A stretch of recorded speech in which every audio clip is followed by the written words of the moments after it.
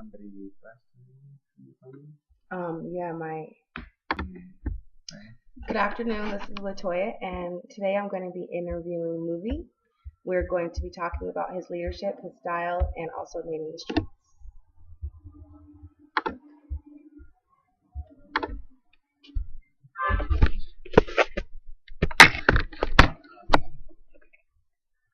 Hello. Hello. Thank you for allowing me this opportunity Sure. to be able to interview you. Mm-hmm.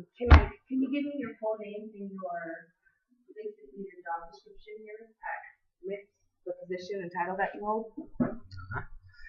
My name's Francis Mbuvi Uh, I am the administrator for Meeting the Streets. I've held that position for around 5 years or more, I think, and it's been an uphill task, but one that I've come to enjoy. And before you became the administrator, were there other positions that you held here? Yes. Uh, Before I was an administrator, I started out as a cleaner. I cleaned dishes and cleaned the compound and cleaned toilets. And then I became the cook, the head cook for Making the Streets. I would cook food for like 300 street boys and girls during the weekends, and I'd make sure that everyone had enough food. And then after that, I became a teacher, an English and maths teacher. And then after that, I became the administrator. Okay. Yes. So how long have you? What age were you when you came to this to Made in the Street? I came when I was 20 years. I had just finished high school, and for some time I had been involved in a small gang down in Mathare. Uh, One of my friends helped me change and helped lead me to Christ, and then I became a Christian and joined the church with him. Okay. And you give your title the administrator, but as I've been here for the last 5 weeks, I've seen you be like the ultimate leader. What kind of leadership style would you say that you have or model that you use for your leadership?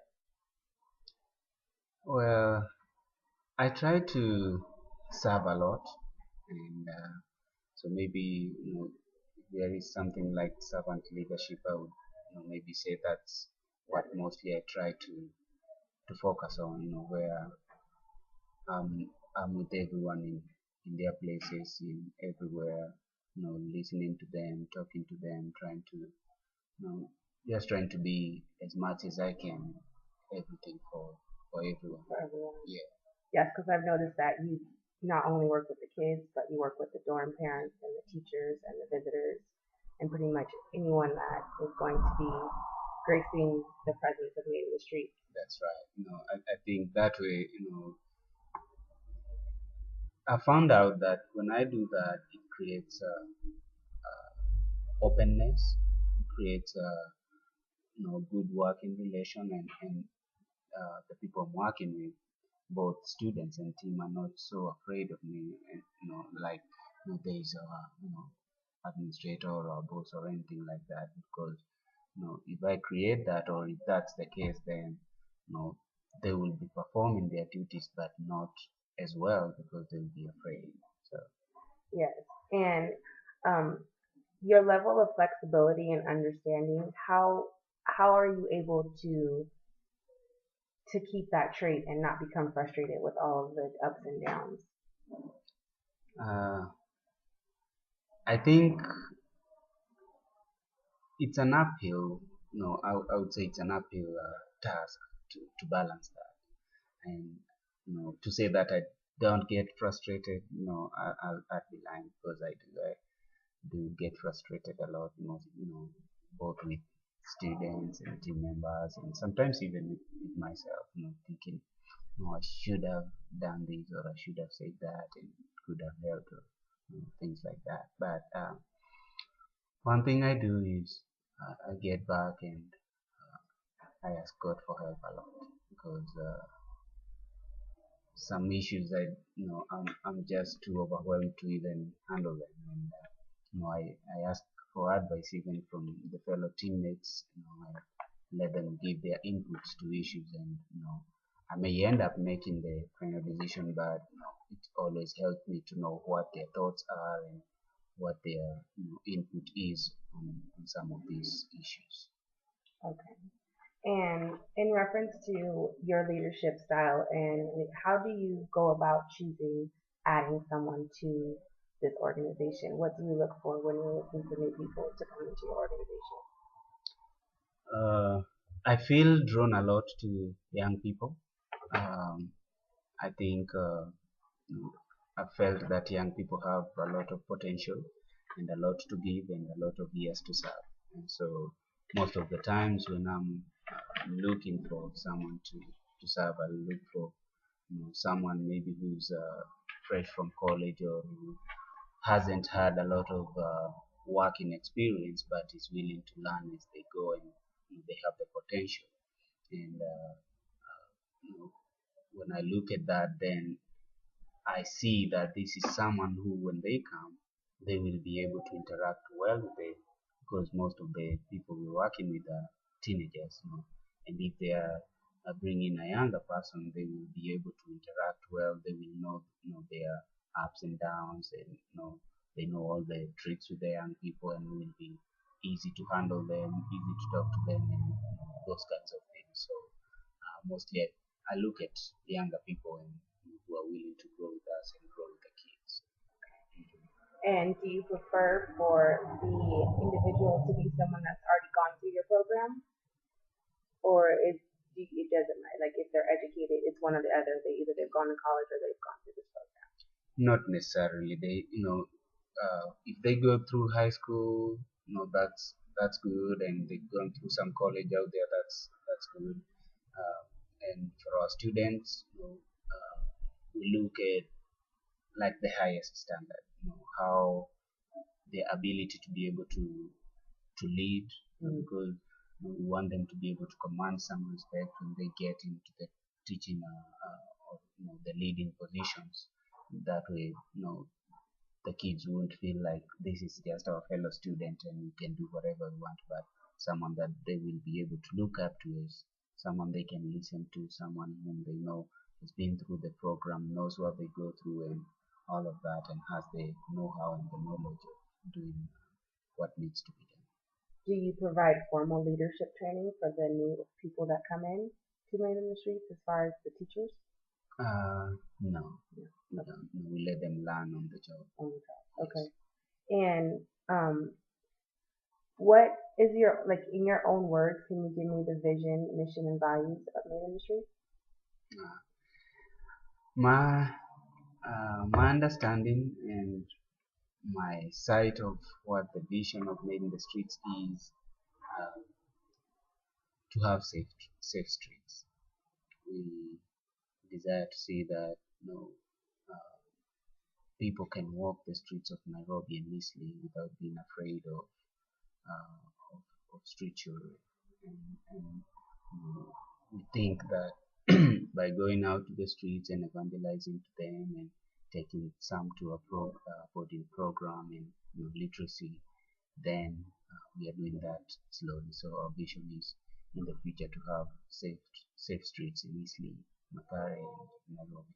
While serving the kids to That's provide right. them with That's the right. future. Yes. Yes. Okay. And as far as the impact that the organization is making, what do you feel the biggest impact that Made in the Streets makes? Do you think it's on the streets or with the children? I think the biggest impact is with the children that end up coming to our boarding program, because when they have come here, then uh, they get an opportunity to actually be in a schedule, get to be in a class, get to listen and follow rules and directions, and learn to make their own food, make their own beds, learn to work in the farm, learn to talk back to people in a nice way, and we know that's a process. It doesn't just happen. But I think for me that's a major accomplishment to see that kids are able to do that. But above all, I think uh, for them to live here having known that God loves them, God cares for them, and that no matter what happens, there's someone who always is looking out for them, and that's God. For me, that's just enough. If that's all we did, just to teach kids that God loves them and has a plan for them, and He can take care of their needs no matter what. If that's all we ever teach, I think I'd be a happy person. Absolutely. And as I noticed, a lot of, well, pretty much everyone looks up to you, but you remain very humble and almost, well, pretty much unaffected. Is that because of your relationship with God and you know that you're doing it for the pleasure of God and not the pleasure of people? I think I have learned from a good mentor, Charles. When issues have arisen, and there have been issues that everyone has been either freaking out or wondering what's going to happen or anything like that, he's always gone back to the Bible and sought to look at what God says and what God would do, and asked himself in line or in terms of what God wants. And having learned that from him, then I have taken it, for me too. And there have been times when I would have made rash decisions, but I look at and ask myself, you know, is this what God teaches? What would God do in this kind of a situation, or how would He take it? And then I, either handle it firmly, but with the principles of what God, wants and says about that issue or those issues.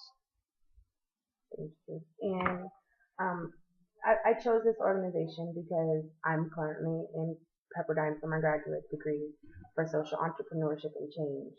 And I started or founded an organization called Following a Full Heart, which is a transitional assistance program for kids that are coming out of our foster care system, Mm-hmm. but they're going to be at the age of 18 to 22. So it's a different range of Yeah. age, but still kind of the age that you work with. What what um what advice can you give me into embarking on a transitional program for kids that are that age? Like, what is the thing that I need to hold up high the most and think about as I'm doing that?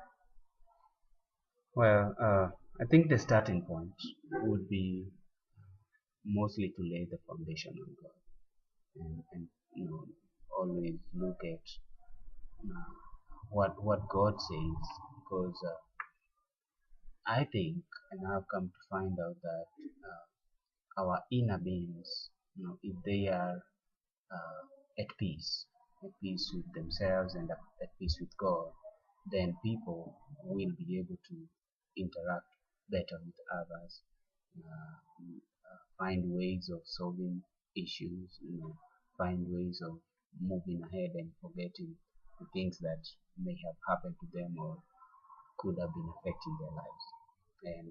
And so I would say, always look at what God would want, or what God says, and how He would direct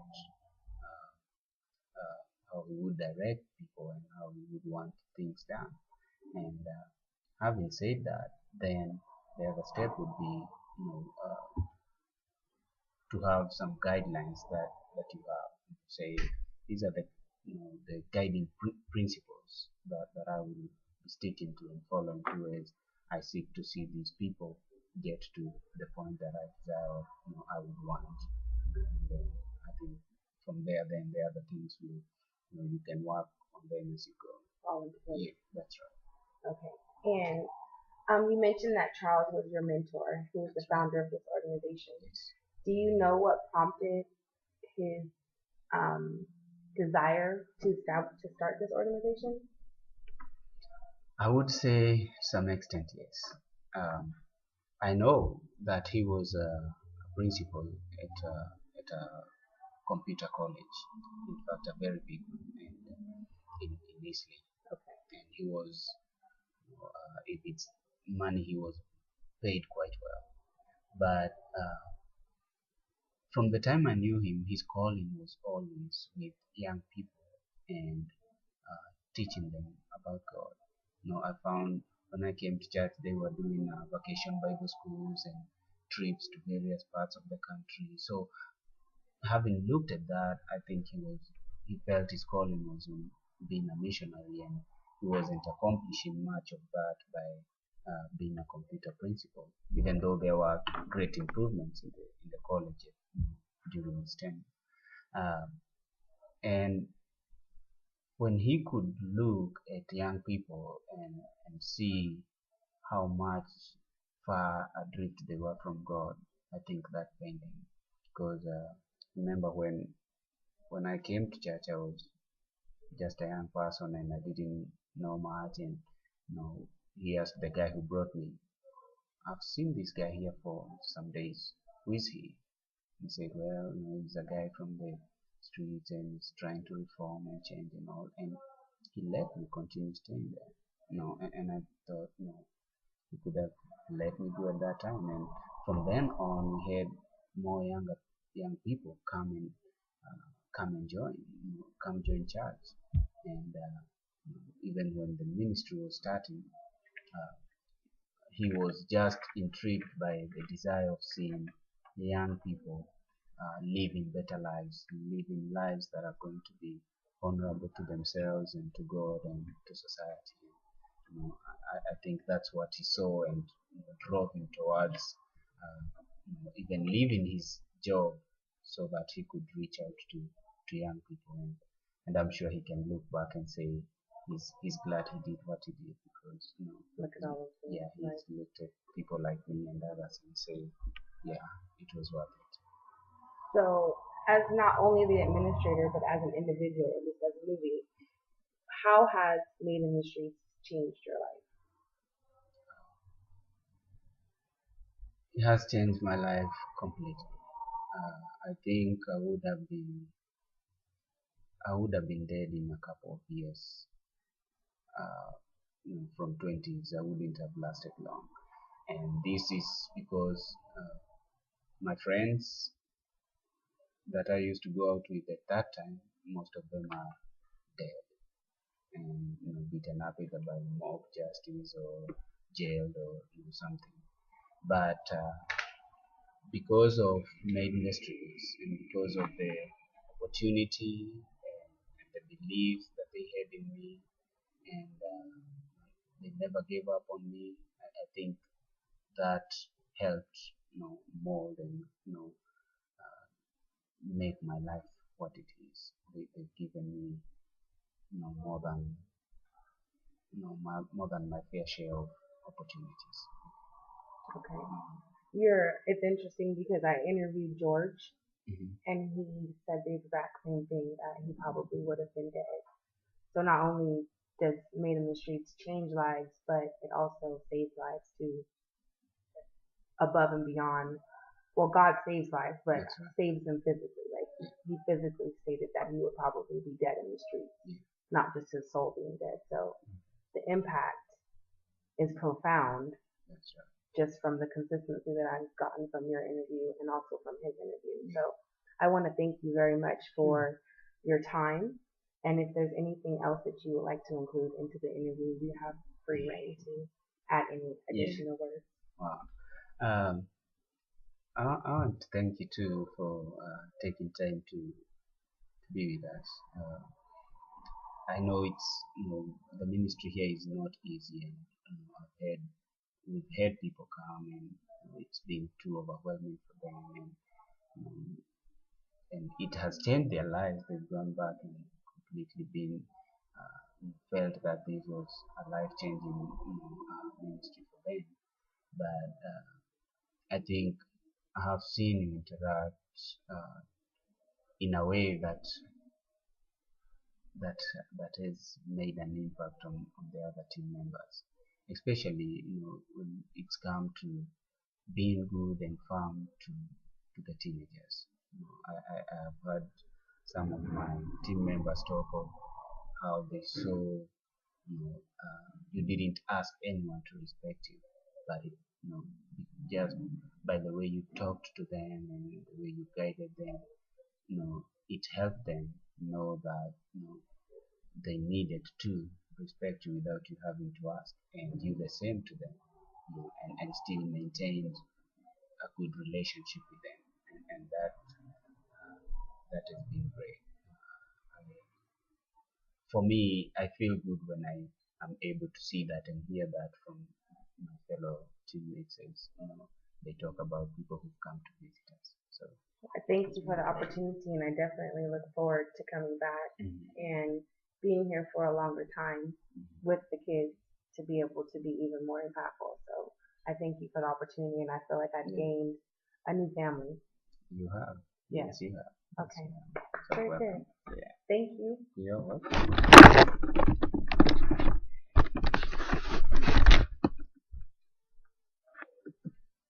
That's going to conclude our interview for this afternoon. All Thank right. you. So I'll arrange you. Captain to